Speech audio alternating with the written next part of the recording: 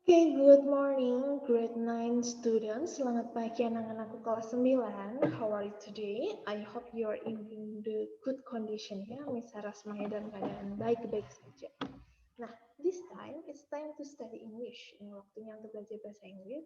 And we will start it by study from chapter 1 entitled Narrative Text. But before we continue our lesson, today we will pray first as usually to ask God's wisdom.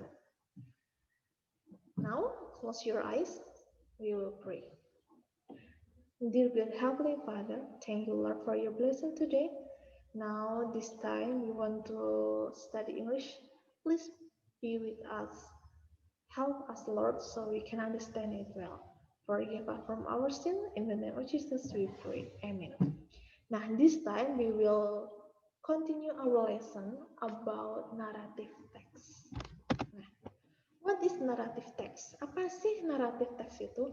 Jadi narrative text itu adalah cerita fiksi atau cerita karangan yang dibuat untuk menghibur pembaca. Nah, jadi the purpose atau tujuan dari narrative text ini adalah untuk menghibur pembaca.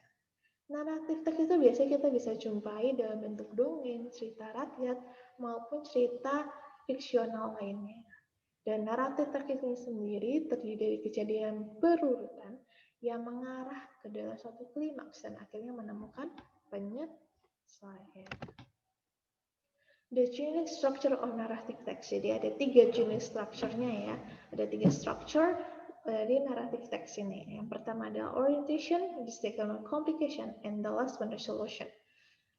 Orientation ini adalah pembukaan cerita. Nah, ini biasanya pengenalan. Pengenalan apa? Pengenalan tokoh, pengenalan latar belakang, waktu, dan tempat dari cerita tersebut. Jadi intinya bagian itu mengandung bagian umum dari cerita yang mencakup apa, siapa, kapan, dan di mana cerita tersebut diceritakan. Dan yang dua, complication. Ya, complication ini adalah di mana sang tokoh utama ini mengalami konflik atau mengalami masalah dalam kehidupannya. Dan pemeran utama ini harus menyelesaikan masalah tersebut. Tapi konflik-konflik tersebut belum terselesaikan ya di bagian complication ini. Ini klimaksnya. Yang ketiga, resolution. Nah, resolution ini adalah endingnya, penyelesaian masalahnya. Jadi para pemeran utama ini bisa menyelesaikan masalah yang mereka alami. Dan biasanya terdapat moral value atau pesan moral atau nasihat yang bisa kita ambil dari cerita tersebut. Nah, ending di resolution ini bisa happy ending atau sad ending tergantung dengan ceritanya.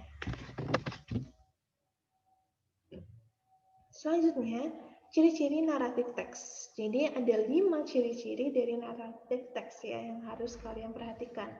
The first one, yang pertama, menggunakan action verb dalam bentuk past tense. Nah, biasanya past tense itu, past tense itu apa sih?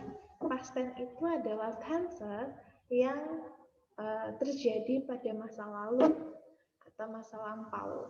Dan biasanya ditandai dengan penambahan ed di belakang kata kerjanya. Misalnya walk jadi walk, say jadi said. Nah, dia ada menjadi d atau ed gitu ya. Tapi ada beberapa kata yang memang berubah. Contohnya go menjadi when. Nah, itu perubahan. Nah, ini harus dipelajari lagi, ini harus dihafalin ya untuk kata-kata seperti itu.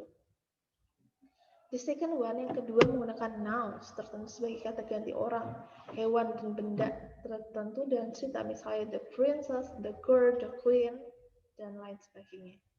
Yang ketiga, menggunakan adjective. Nah, adjective ini apa sih? Adjective ini adalah kata sifat yang membentuk satu kesatuan noun phrase, misalnya the red riding hood, the poisoned apple, the beautiful lady, the young lady. Nah, itu adalah adjective. Nah, selanjutnya menggunakan time connectives dan conjunction. Ini adalah kata hubung, misalnya before, after, then, next, soon, after that.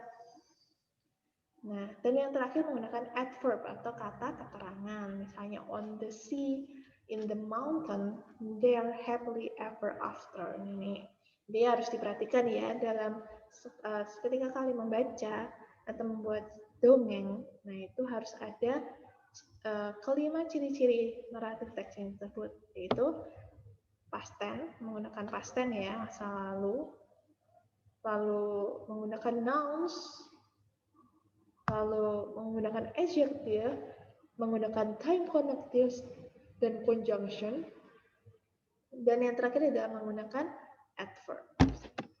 Nah, di sini misalkan membacakan satu contoh naratif teks ya. The title is Timun Mas. Long time ago in the island of Java, Indonesia, lived a couple farmer. They had married for some years, but they had no children. So they prayed to a monster called Buto Ijo to give them children. Buto Ijo was a ferocious and powerful monster. He granted their wish on one condition.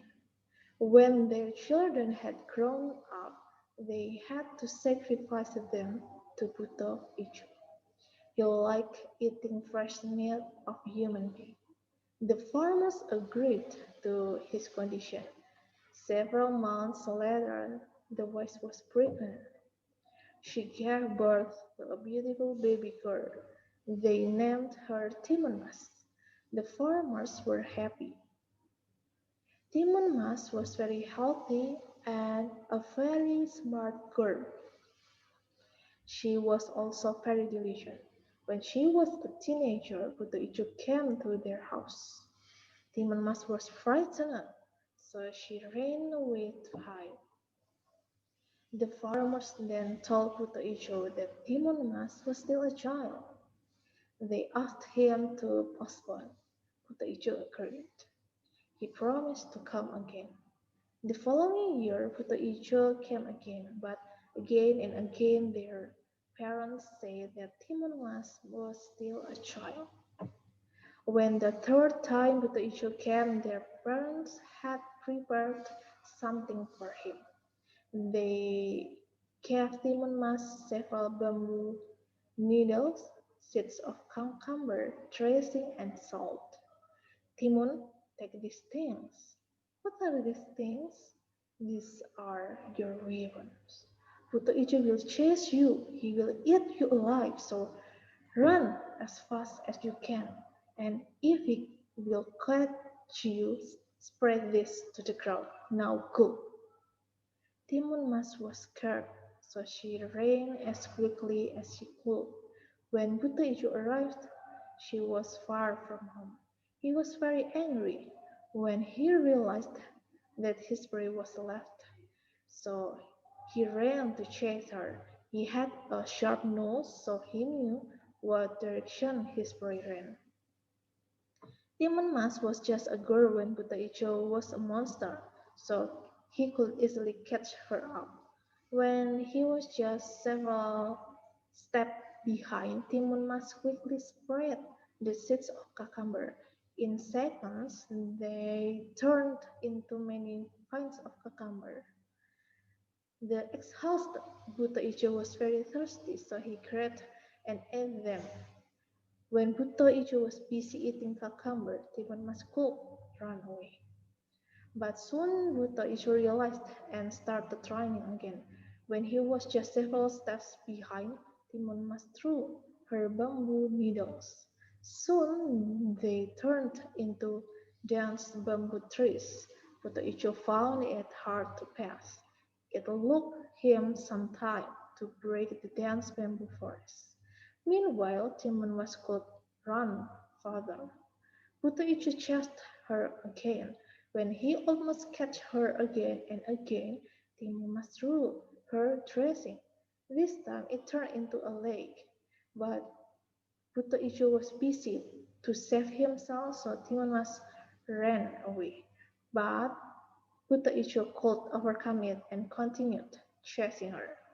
Finally, when Timun Mas was almost caught, she threw her salt. Soon the land where Buto Ijo stood turned into ocean. Buto Ijo was drowned and died instantly. Timun Mas was thankful to God and came back to her home.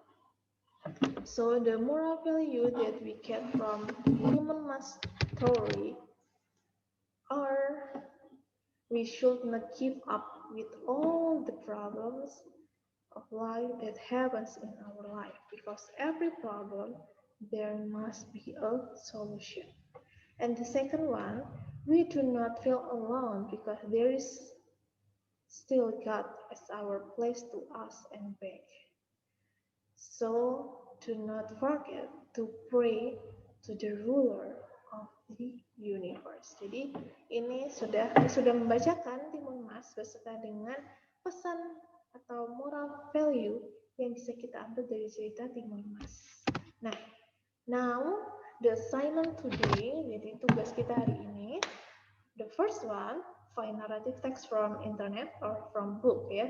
Cari naratif teks dari internet atau dari buku terserah. Nah, retell the story in Indonesian language on your book. Jadi ceritakan kembali dalam bahasa Indonesia cerita atau naratif teks yang telah kalian pilih. Show the orientation, complication, and resolution part from your narrative story. Nah, tentukan atau tunjukkan dari naratif teks yang kalian pilih itu bagian mana yang termasuk orientation, bagian mana yang termasuk complication, dan bagian mana yang termasuk resolution. Dan yang keempat, the fourth, find the moral value of that story. Nah, temukan pesan moral apa yang bisa kalian dapat dari cerita tersebut, dari cerita naratif yang telah kalian pilih. Capture it, then send to me di foto, lalu kirim ke saya. Nah, after that, read that story and the moral value, submit it in video form. Jadi tugas kalian ada dua ya. Di book kalian capture tentang retold story in Indonesian language, show orientation, complication, and resolution part, lalu find the moral value of the story, dan yang kedua adalah kalian mengirim video, kalian membacakan cerita tersebut dan menceritakan juga moral value yang bisa kalian ambil dari cerita tersebut. Okay, this is the end of our lesson today. Thank you for your attention and your participation. May God bless you.